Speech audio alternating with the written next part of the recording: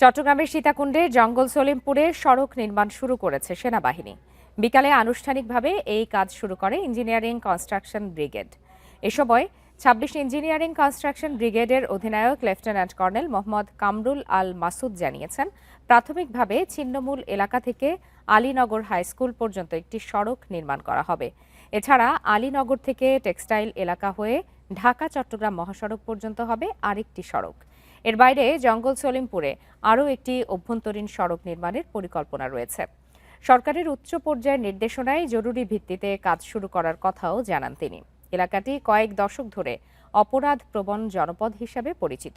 সম্প্রতি সেখানে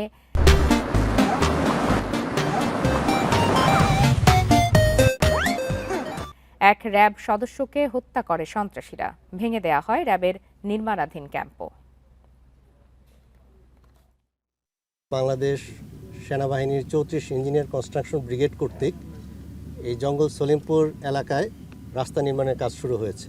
ইমিডিয়েট প্ল্যানটা হচ্ছে যে এই এলাকার যেই দুর্গম পাহাড়গুলো আছে সেগুলোকে সাধারণ মানুষের চলাচলের উপযোগী করে তোলা